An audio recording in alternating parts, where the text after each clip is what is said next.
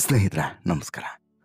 ಒಂದು ಅನುಮಾನ ಅಥವಾ ಒಂದು ಕುತೂಹಲ ಬಹುಶಃ ನಿಮ್ಮೆಲ್ಲರಲ್ಲೂ ಕೂಡ ಮೊನ್ನೆಯಿಂದ ಕಾಡ್ತಿರ್ಬೋದು. ನಿಮ್ಮಲ್ಲಿ ಕಾಡ್ತಿದೆಯಾ ಇಲ್ಲೋ ಗೊತ್ತಿಲ್ಲ, ಬಟ್ ನನಗಂತೂ ಕಾಡ್ತಾ ಇದೆ. ಏನು ಅಂತ ಹೇಳಿದ್ರೆ, ಈ ಸುಪ್ರೀಂ ಕೋರ್ಟು ದರ್ಶನ್ ಜಾಮೀನಿನ ಬಗ್ಗೆ ಒಂದಷ್ಟು ಅಸಮಾಧಾನವನ್ನು ವ್ಯಕ್ತಪಡಿಸಿದಂತಹ ಸಂದರ್ಭದಲ್ಲಿ ಈ ರಮ್ಯಾ ಕೊಟ್ಟಂತಹ ರಿಯಾಕ್ಷನ್, ದಿವ್ಯ ಸ್ಪಂದನ ನಟಿ ರಮ್ಯಾ ಇದ್ದಾರಲ್ಲ, ಇವರು ಕೊಟ್ಟಂತಹ ರಿಯಾಕ್ಷನ್ ಇದೆಯಲ್ಲ, ಇದು ಒಂದು ರೀತಿಯಲ್ಲಿ ಭಾರಿ ಸರ್ಪ್ರೈಸಿಂಗ್ ಅನಿಸ್ಬಿಡ್ತು ನನಗೆ.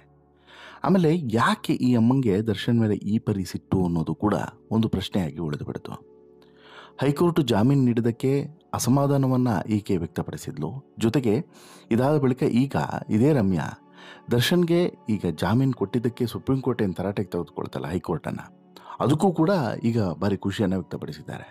ಅಂದರೆ ದರ್ಶನ್ ಎಲ್ಲೋ ಒಂದು ಕಡೆ ತಪ್ಪು ಮಾಡಿದ್ದಾರೆ ಅನ್ನುವಂಥ ನಿರ್ಧಾರಕ್ಕೆ ಈ ರಮ್ಯಾ ಬಂದಂಗಿದೆಯೋ, ಅಥವಾ ರಮ್ಯಾಗೆ ದರ್ಶನ್ ಮೇಲೆ ಬೇರೆ ಯಾವುದಾದ್ರೂ ಸಿಟ್ಟಿದೆಯಾ, ಯಾವ ಕಾರಣಕ್ಕೆ, ಅಥವಾ ರೇಣುಕಾಸ್ವಾಮಿ ಕುಟುಂಬದ ಮೇಲೆ ನಿಜವಾಗ್ಲೂ ಕೂಡ ರಮ್ಯಾಗೆ ಮಮಕಾರ ಇದೆಯಾ? ಮಮಕಾರ ಇದ್ದಿದ್ರೆ ರಮ್ಯಾ ಕೇವಲ ಈ ರೀತಿ ಸೋಷಿಯಲ್ ಮೀಡಿಯಾದಲ್ಲಿ ಪ್ರತಿಕ್ರಿಯೆಯನ್ನು ಕೊಡೋ ಬದಲಿಗೆ ಬೇರೆ ಏನಾದರೂ ಮಾಡ್ಬೋದಾಗಿತ್ತಲ್ಲ ಅನ್ನೋಂಥ ಪ್ರಶ್ನೆ ಕೂಡ ಹೇಳುತ್ತಲ್ವಾ. ಹಾಗಾದರೆ ಏನಿದ್ರ ಹಿನ್ನೆಲೆ, ಏನಿದ್ರೆ ಇನ್ಸೈಡ್ ಇನ್ಫಾರ್ಮೇಷನ್ಸು ಕೆದಕ್ತಾ ಹೋಗೋಣ. ಅದಕ್ಕಿಂತ ಮುಂಚೆ ನೀವಿನ್ನೂ ಕೂಡ ನಮ್ಮ ಚಾನಲನ್ನು ಸಬ್ಸ್ಕ್ರೈಬ್ ಮಾಡಿಲ್ಲ ಅಂದರೆ ದಯವಿಟ್ಟು ಕೂಡಲೇ ಸಬ್ಸ್ಕ್ರೈಬ್ ಮಾಡಿ ಸ್ನೇಹಿತರೆ. ರೇಣುಕಾಸ್ವಾಮಿ ಹತ್ಯೆ ಪ್ರಕರಣದಲ್ಲಿ A2 ಆರೋಪಿಯಾಗಿರುವಂಥ ದರ್ಶನ್, ಹಾಗೆಯೇ A1 ಆಗಿರುವಂಥ ಪವಿತ್ರ ಇರ್ಬೋದು, ಇನ್ನು ಉಳಿದಂತಹ ಆರೋಪಿಗಳಾಗಿರ್ಬೋದು, ಇವರಲ್ಲಿ ಪ್ರಮುಖ 7 ಜನ ಆರೋಪಿಗಳನ್ನು ಯಾವ ಕಾರಣಕ್ಕೂ ಕೂಡ ಬೇಲ್ ಕೊಟ್ಟು ಹೊರಗಡೆ ಕೂರಿಸಬಾರ್ದು ಅನ್ನುವಂತಹ ಉದ್ದೇಶದಿಂದ ಸರ್ಕಾರ ಅಥವಾ ಬೆಂಗಳೂರಿನ ಪೊಲೀಸರು ಸುಪ್ರೀಂ ಕೋರ್ಟ್ನ ಮೊರೆಗೆ ಹೋಗಿದ್ರು. ಅಂದರೆ ಬೇಲನ್ನು ರಿಜೆಕ್ಟ್ ಮಾಡಬೇಕು ಅಂತ. ಈ ಅರ್ಜಿಯನ್ನು ಸುದೀರ್ಘವಾಗಿ ವಿಚಾರಣೆ ನಡೆಸಿದಂತಹ ಸುಪ್ರೀಂ ಕೋರ್ಟು ಮೊನ್ನೆ ಒಂದು ಹಂತದ ಕೆಲವೊಂದಷ್ಟು ಎಚ್ಚರಿಕೆಯ ಮಾತುಗಳನ್ನು ಹೇಳಿತು. ಜೊತೆಗೆ ಒಂದಷ್ಟು ಬೇಸರವನ್ನು ಕೂಡ ವ್ಯಕ್ತಪಡಿಸಿತು. ಈ ಬೇಸರದ ಮಾತುಗಳಲ್ಲಿ ಸಹಜವಾಗಿ ಹೈಕೋರ್ಟ್ನ ತಪ್ಪುಗಳನ್ನು ಎತ್ತಿ ತೋರಿಸಲಾಯಿತು. ಹೈಕೋರ್ಟ್ ಮಾಡಿದಂಥ ತಪ್ಪುಗಳನ್ನು ಎತ್ತಿ ತೋರಿಸಲಾಯಿತು. ಇದರಲ್ಲಿ ಕೆಲವೊಂದು ಅಂಶಗಳು ಸಹಜವಾಗಿ ದರ್ಶನ್ಗೆ ಮತ್ತು ಪವಿತ್ರ ಗೌಡಗೆ ಆತಂಕಕಾರಿಯಾಗಿದೆ. ಹೈಕೋರ್ಟ್ ಜಾಮೀನು ನೀಡಿದ್ದನ್ನು ಸುಪ್ರೀಂ ಕೋರ್ಟು ಒಂದು ರೀತಿಯಲ್ಲಿ ಪ್ರಶ್ನೆ ಮಾಡಿದೆ ಅಂತಲೂ ಕೂಡ ಹೇಳ್ಬೋದು. ಇದರಲ್ಲಿ ಈ ದರ್ಶನ್ ಮತ್ತು ದರ್ಶನ್ ಆಪ್ತರೇನಿದ್ದಾರೆ, ಅಂದರೆ ಸಹಚರರೇನಿದ್ದಾರೆ, ಅವ್ರು ನಡೆದುಕೊಂಡಂಥ ರೀತಿ ಇರ್ಬೋದು, ಪವಿತ್ರ ಗೌಡ ಈ ಪ್ರಕರಣದಲ್ಲಿ ಪಾತ್ರಧಾರಿಯಾಗಿರುವಂಥ ರೀತಿ ಇರ್ಬೋದು, ಹಾಗೆಯೇ ಈ ಬೇಲ್ ಕೊಡುವಂಥ ಸಂದರ್ಭದಲ್ಲಿ ತೀರ್ಪೇ ಕೊಟ್ಟಂತಿದೆ ಅನ್ನುವಂತಹ ಕಾರಣಗಳಿರ್ಬೋದು, ಅಸಮಾಧಾನಗಳಿರ್ಬೋದು, ಇವೆಲ್ಲವೂ ಕೂಡ ಸಾಕಷ್ಟು ಗಮನವನ್ನು ಸೆಳೀತಿದೆ. ಜೊತೆಗೆ ಬಹುತೇಕ ದರ್ಶನ್ ಬೇಲ್ ಮತ್ತು ಪವಿತ್ರ ಗೌಡ ಬೇಲ್ ರಿಜೆಕ್ಟ್ ಆಗುವಂಥ ಸಾಧ್ಯತೆ ಇದೆ ಅನ್ನುವಂಥ ಮಾತುಗಳು ವಕೀಲರಿಂದ ಕೇಳಿ ಬರ್ತಿದೆ. ಆದರೆ ಈ ಎಲ್ಲ ಬೆಳವಣಿಗೆಗಳ ಕುರಿತು ನಟಿ ರಮ್ಯಾ ಕೊಟ್ಟಿರುವಂತಹ ರಿಯಾಕ್ಷನ್ ಇದೆಯಲ್ಲ, ಇದು ವೆರಿ ಸರ್ಪ್ರೈಸಿಂಗ್ ಆಗಿದೆ. ಜುಲೈ 24ನೇ ತಾರೀಕು ವಿಚಾರಣೆಯ ಬಳಿಕ ಮಾಧ್ಯಮಗಳ ವರದಿಯನ್ನು ಉಲ್ಲೇಖಿಸಿ ರಮ್ಯಾ ತಮ್ಮ ಸೋಷಿಯಲ್ ಮೀಡಿಯಾದಲ್ಲಿ ಬರ್ಕೊಂಡಿರುವಂತಹ ಈ ಪೋಸ್ಟನ್ನು ನೋಡಿದ್ರೆ ಬಹುಶಃ ಎಂಥವರಿಗಾದರೂ ಕೂಡ ಒಂದು ಕ್ಷಣ ಶಾಕ್ ಆಗುತ್ತೆ. ಯಾಕ್ರಿ ರಮ್ಯಾ ಈ ರೀತಿ ಒಂದು ರೀತಿ ದರ್ಶನ್ ವಿರುದ್ಧವಾಗಿ ಅಥವಾ ದರ್ಶನ್ಗೆ ಥ್ರೆಟ್ ಮಾಡೋ ರೀತಿಯಲ್ಲಿ ಪೋಸ್ಟನ್ನು ಮಾಡ್ತಿದ್ದಾರೆ? ರೇಣುಕಾಸ್ವಾಮಿಯ ಕುಟುಂಬಕ್ಕೆ ಬೆಂಬಲವಾಗಿ ನಿಲ್ಲಬೇಕು, okay fine, no problem. But ಆದರೆ ರೇಣುಕಾಸ್ವಾಮಿ ಫ್ಯಾಮಿಲಿಗೆ ಬೆಂಬಲವಾಗಿ ನಿಲ್ಲಬೇಕು ಅಂತ ಹೇಳಿದ್ರೆ ಸೋಷಿಯಲ್ ಮೀಡಿಯಾದಲ್ಲಿ ಪೋಸ್ಟ್ ಹಾಕಿದ ತಕ್ಷಣ ಬೆಂಬಲ ಆಗೋದಿಲ್ಲ. ಅದಕ್ಕೆ ಬೇರೆ ಆದಂತಹ ಒಂದಷ್ಟು ಸಹಾಯಗಳನ್ನು ಮಾಡಬೇಕಾಗ್ತದೆ. ಅದನ್ನು ಬಿಟ್ಕೊಂಡು ರಮ್ಯಾ ಇಲ್ಲಿ ಸೋಷಿಯಲ್ ಮೀಡಿಯಾದಲ್ಲಿ ಪೋಸ್ಟ್ಗಳನ್ನು ಹಾಕ್ತಿರೋದು ಯಾಕೆ? ಅದು ಕೂಡ ಒಂದಲ್ಲ ಎರಡಲ್ಲ, ಸಾಲು ಪೋಸ್ಟ್ಗಳನ್ನು ಹಾಕ್ತಾನೆ ಇದ್ದಾರೆ. ಯಾಕೆ ಅನ್ನುವಂಥ ಪ್ರಶ್ನೆ ಸಹಜವಾಗಿ ನಿಮ್ಮಲ್ಲೂ ಕೂಡ ಮೂಡಿರ್ಬೋದು. ನನಗಂತೂ ಇಂಥದ್ದೊಂದು ಪ್ರಶ್ನೆ ಸಹಜವಾಗಿ ಮೊನ್ನೆಯಿಂದನೂ ಕೂಡ ಕಾಡ್ತಿದೆ, 24ನೇ ತಾರೀಕಿಂದನೂ ಕೂಡ ಕಾಡ್ತಾ ಇದೆ. ಹಾಗಾದರೆ ರಮ್ಯಾ ಏನು ಟ್ವೀಟ್ ಮಾಡಿದರು ಮೊನ್ನೆ? ಭಾರತದ ಜನಸಾಮಾನ್ಯರಿಗೆ ಸುಪ್ರೀಂ ಕೋರ್ಟ್ ಒಂದು ಭರವಸೆಯ ಬೆಳಕಾಗಿದೆ, ರೇಣುಕಾಸ್ವಾಮಿ ಕುಟುಂಬಕ್ಕೆ ನ್ಯಾಯ ಸಿಗುವಂಥ ಭರವಸೆ ಮೂಡಿದೆ ಅಂತ ಹೇಳ್ಬಿಟ್ಟು ರಮ್ಯಾ ತಮ್ಮ ಇನ್ಸ್ಟಾಗ್ರಾಮ್ ಮತ್ತು ಟ್ವಿಟರ್ನಲ್ಲಿ ಬರೆದುಕೊಂಡಿದ್ದರು.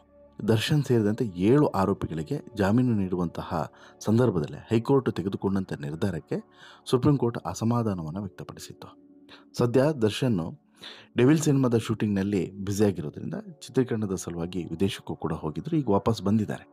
ಬಟ್ ಆದರೆ ನಾನು ಹೇಳುವಂಥದ್ದು, ವಾಪಸ್ ಬಂದ ಮೇಲೆ ಸಹಜವಾಗಿ ಅವರು ಬೇಲ್ ರಿಜೆಕ್ಟ್ ಆಗುತ್ತಾ ಮತ್ತು ವಾಪಸ್ ಜೈಲಿಗೆ ಹೋಗಬೇಕಾಗುತ್ತಾ, ಇದೆಲ್ಲದೂ ಕೂಡ ಕಾನೂನು ಪ್ರಕ್ರಿಯೆ. ಈಗ ಕಾದು ನೋಡಬೇಕು. 10 ದಿನ ಟೈಮ್ ತೊಗೊಂಡಿದ್ರು. ಮುಂದಿನ ವಾರ ಬಹುಶಃ ದರ್ಶನ್ ಜೈಲಿನ ಭವಿಷ್ಯ ಏನಾಗುತ್ತೆ ಅನ್ನೋದು ಗೊತ್ತಾಗುತ್ತೆ. ಆದರೆ ಇಲ್ಲಿ ರಮ್ಯಾ, ದಿವ್ಯ ಸ್ಪಂದನ ಇದ್ದಾರಲ್ಲ, ಇವರು ಮಾಡಿರುವಂಥ ಪೋಸ್ಟು ಸಾಕಷ್ಟು ಕುತೂಹಲವನ್ನು ಕೆರಳಿಸಿದೆ. ಯಾಕೆ ಈ ರೀತಿ ರಮ್ಯಗೆ ಅಂಥದ್ದೇನಿದೆ ಸಿಟ್ಟು ಅನ್ನುವಂಥದ್ದು? ನೀವು ನೆನಪಿಲ್ಲೋ ಗೊತ್ತಿಲ್ಲ, ಇದೇ ರಮ್ಯಾ ದರ್ಶನ್ ಈ ಪ್ರಕರಣದಲ್ಲಿ ಇದ್ದಾರೆ ಅಂತೇಳಿ ಗೊತ್ತಾದ ತಕ್ಷಣ ಕೂಡ ಒಂದಷ್ಟು ಖಾರವಾಗಿ ಪ್ರತಿಕ್ರಿಯೆಯನ್ನು ಕೊಟ್ಟಿದ್ದರು.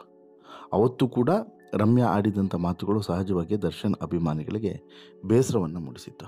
ರಮ್ಯಾ ಬಾಯಲ್ಲಿ ಇಂತಹ ಮಾತುಗಳನ್ನು ಎಕ್ಸ್ಪೆಕ್ಟ್ ಮಾಡಿರಲಿಲ್ಲ ಅನ್ನುವಂತಹ ಒಂದಷ್ಟು ವಿಚಾರವನ್ನು ಕೂಡ ಇಲ್ಲಿ ಸ್ಪಷ್ಟವಾಗಿ ಹೇಳಿದರು.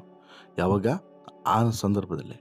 ಆದರೆ ಈಗ ಸುಪ್ರೀಂ ಕೋರ್ಟು ಕೆಲವೊಂದಷ್ಟು ಅಭಿಪ್ರಾಯಗಳನ್ನು ವ್ಯಕ್ತಪಡಿಸಿರುವಂಥದ್ದು ಇದು ಮೋಹಕತಾರೆ ರಮ್ಯೆಗೆ ಒಂದು ರೀತಿಯಲ್ಲಿ ಖುಷಿಯಾಗಿದೆ ಅನ್ನೋದು ಸ್ಪಷ್ಟವಾಗಿ ಗೊತ್ತಾಗ್ತಿದೆ. ಅಷ್ಟು ಮಾತ್ರವಲ್ಲ, ಇಲ್ಲಿ ಈಕೆ ರೇಣುಕಾಸ್ವಾಮಿ ಕುಟುಂಬಕ್ಕೆ ನ್ಯಾಯ ಸಿಗುತ್ತೆ ಅನ್ನುವಂಥ ಭರವಸೆ ಮೂಡಿದೆ ಅನ್ನುವಂಥದ್ರ ಮೂಲಕ ಎಲ್ಲೋ ಒಂದು ಕಡೆ ದರ್ಶನ್ ಆರೋಪಿ ಸ್ಥಾನದಲ್ಲಿ ನಿಲ್ಲೋದು ದೃಢವಾಗಿದೆ ಅನ್ನುವಂತಹ ಅಭಿಪ್ರಾಯವನ್ನು ವ್ಯಕ್ತಪಡಿಸ್ತಾ ಇದ್ದಾರೋ ಗೊತ್ತಿಲ್ಲ. ಜೊತೆಗೆ ಇಲ್ಲಿ ರಮ್ಯಾ ಬಗ್ಗೆನೂ ಕೂಡ ಸಹಜವಾಗಿಯೇ ಡಿ ಬಾಸ್ ಫ್ಯಾನ್ಸು ಈಗ ಒಂದಷ್ಟು ಅಸಮಾಧಾನವನ್ನು ವ್ಯಕ್ತಪಡಿಸ್ತಿದ್ದಾರೆ. ಸರಿ, ರಮ್ಯಾ ಈಗ ಹೇಳಿರುವಂತಹ ಮಾತುಗಳು ಸರಿಯೇ ಇರ್ಬೋದು, ರೇಣುಕಾಸ್ವಾಮಿ ಕುಟುಂಬಕ್ಕೆ ನ್ಯಾಯ ಸಿಗಬೇಕು, ಕರೆಕ್ಟ್. ಬಟ್ ಆದರೆ ರೇಣುಕಾಸ್ವಾಮಿ ಕುಟುಂಬಕ್ಕೆ ನೆರವಾಗೋದಕ್ಕೆ ದರ್ಶನ್ ಆರೋಪಿಯಾಗಿಯೇ ನೆರವಾಗಬೇಕು ಅಂತೇನಿಲ್ವಲ್ಲ ಅಮ್ಮ ಅಂತಲೂ ಕೂಡ ಪ್ರಶ್ನೆಯನ್ನು ಕೇಳ್ತಿದ್ದಾರೆ.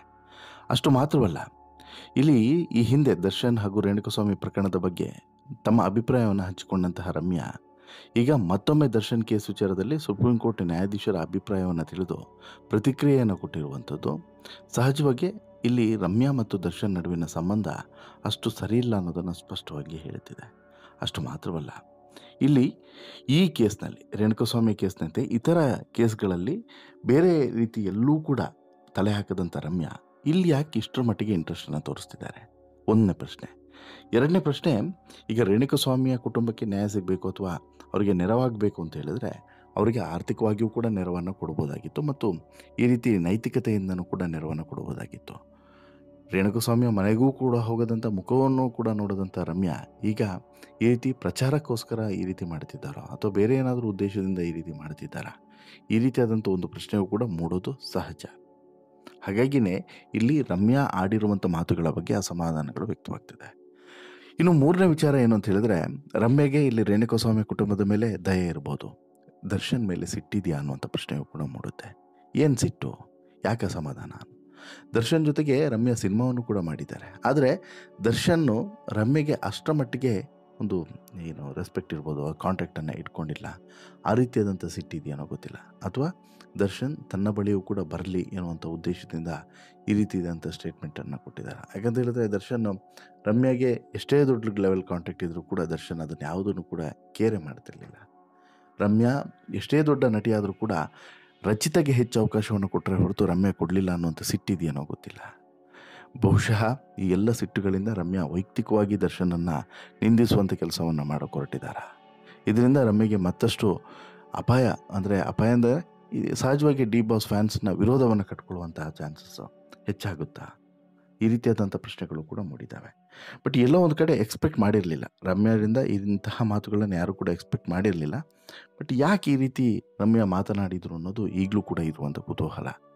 ನ್ಯಾಯ ಸಿಗಬೇಕು ಅನ್ನೋದೇ ಆಗಿದ್ದಿದ್ರೆ ಬೇರೆ ರೀತಿಯಲ್ಲೂ ಕೂಡ ಅವರು ಮಾತನಾಡ್ಬೋದಾಗಿತ್ತು, ಅವರ ಉದ್ದೇಶವನ್ನು ತೋರಿಸ್ಪಡಿಸ್ಬೋದಾಗಿತ್ತು, ಆರ್ಥಿಕವಾಗಿ ಬೆಂಬಲವಾಗಿ ನಿಲ್ಬೋದಾಗಿತ್ತು. ಬಟ್ ಇದು ಯಾವುದನ್ನು ಕೂಡ ಮಾಡದೆ ವೈಯಕ್ತಿಕವಾಗಿ ತೆಗೆದುಕೊಂಡಿರೋದು ಮಾತ್ರ ದುರದೃಷ್ಟಕರ ಅಂತಲೇ ಹೇಳ್ಬೋದು. ವಾಟೆವರ್ ಈ ಎಲ್ಲ ಬೆಳವಣಿಗೆಗಳ ಬಗ್ಗೆ ನಿಮ್ಮ ಅಭಿಪ್ರಾಯ ಏನು? ನೀವೇನು ಹೇಳೋಕ್ಕೆ ಇಚ್ಛೆ ಪಡ್ತೀರಾ? ದಯವಿಟ್ಟು ನಿಮ್ಮ ಅಭಿಪ್ರಾಯನ ಕಮೆಂಟ್ ಮಾಡಿ ತಿಳಿಸಿ. ಜೊತೆಗೆ ಈ ಸ್ಟೋರಿ ಇಷ್ಟ ಆಯಿತು ಅಂತ ಹೇಳಿದ್ರೆ ಲೈಕ್ ಮಾಡಿ, ಶೇರ್ ಮಾಡಿ, ಚಾನಲ್ಗೆ ಸಬ್ಸ್ಕ್ರೈಬ್ ಆಗೋದನ್ನು ಮರಿಬೇಡಿ.